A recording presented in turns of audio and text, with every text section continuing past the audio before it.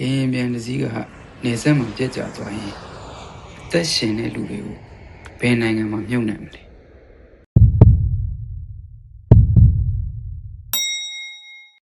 အသက်ရှင်တဲ့လူတွေကိုဘယ်သူမှမမြုပ်နှံပါဘူးဒါကလူတွေရဲ့အာရုံစိုက်မှု attention span ကိုစမ်းသပ်တာပါကျွန်တော်တို့ရဲ့အုံနောက်ကပြက်ကျတယ်မြုပ်နှံတယ်ဆိုတဲ့စကားလုံးကိုကြားလိုက်တာနဲ့တေဆုံးသူတွေကိုပဲအလိုလျောက်စဉ်းစားမိတတ်ကြလို့ပါမိုးသေးတန်စွာရွာနေတဲ့အချိန်လူတစ်ယောက်ကထီးလင်းမပါအုတ်ထုတ်လည်းမပါပဲအပြင်ထွက်သွားတယ်ဒါပေမဲ့သူကောင်းပေါ်ကသပင်တပင်းမှရေးမစို့ဘာဖြစ်လို့လဲ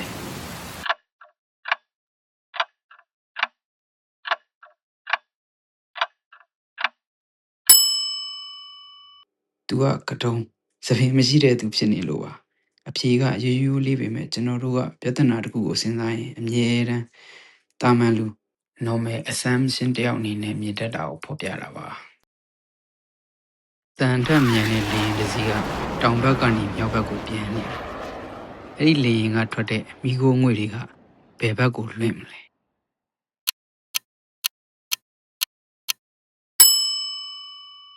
လျှက်စစ်လေယာဉ်ဒါမှမဟုတ်ခေတ်ပေါ်ကျဲလေယာဉ်တွေကအဖြူရောင်လမ်းကြောင်း country ဖြစ်တတ်ပေမဲ့မိခိုးမထွက်ပါဘူးလေယာဉ်ကထွက်တဲ့အဖြူရောင်တန်းတွေကမိခိုးမဟုတ်ပဲအင်ဂျင်ကထွက်တဲ့အပူနဲ့အပြင်ကအေးတဲ့လေတွေ့ရကနေဖြစ်လာတဲ့ရေငွေ့ condensation တွေပဲဖြစ်ပါတယ်လူတစ်ယောက်မှာလက်ချောင်း10ချောင်းရှိတယ်လက်နှစ်ဖက်မှာ10ချောင်းဆိုရင်လက်၅ဘက်မှာလက်ချောင်းပေါင်းဘယ်နှချောင်းရှိမလဲ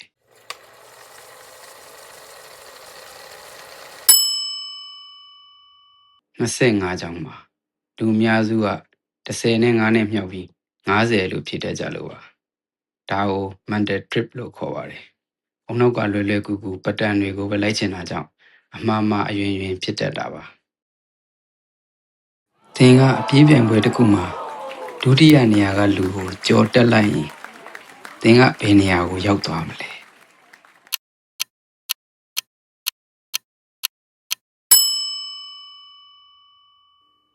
ဒုတိယနေရာပါပထမနေရာမဟုတ်ပါဘူးဒါကအခြေအနေတစ်ခုကိုပုံဖော်ကြည့်တဲ့အခါမှာဖြစ်တတ်တဲ့အမှားပါဒုတိယလူကိုကြော်ရင်သူ့နေရာကိုပဲရောက်မှာဖြစ်ပါတယ်လူတစ်ယောက်ကအမှောင်ခန်းထဲမှာအိတ်နေတယ်မီးလည်းမရှိဖျောင်းနိုင်လည်းမရှိဘူးဒါပေမဲ့သူကစာဖတ်နေနိုင်တယ်ဘလို့ဖြစ်နိုင်မလဲ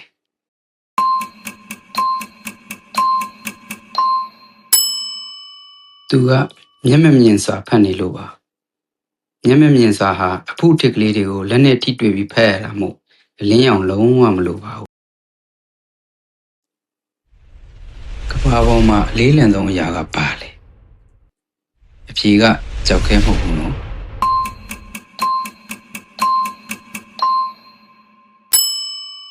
ဂရိ promise ပဲဖြစ်ပါတယ်ဘာလို့လဲဆိုတော့ဂရိဆိုတာပေးဖို့ကအရန်လွယ်ပေမဲ့အဲ့ဒီဂရိကိုတီအောင်ထိန်းဖို့သို့မဟုတ်ထမ်းဆောင်ဖို့ကြတော့အရန်ကိုလေးလံခတ်ခဲလွန်းလို့ပါမင်းမှာပန်းသီး3လုံးရှိတယ်အဲ့ဒီတည်းက2လုံးကိုမင်းယူလိုက်ရင်မင်းမှာပန်းသီးဘယ်နှလုံးရှိ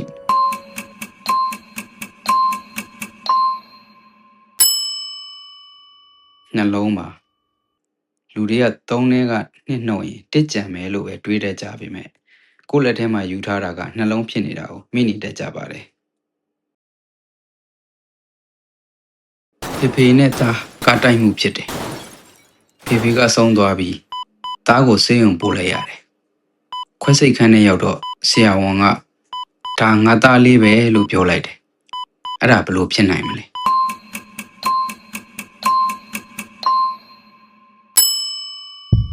ဆရာဝန်ကထိုကလေးရဲ့မိမိဖြစ်နေလို့ပါ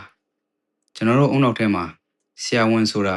ယောက်ျားလေးပဲလို့ပုံတည်သတ်မှတ်ထားတတ်တဲ့ကြားမှခွဲခြားမှုကိုစမ်းသပ်တာပါဘယ်အရာကအမြဲတမ်းတက်ပဲတက်ပြီးဘယ်တော့မှပြန်မကြတာလဲ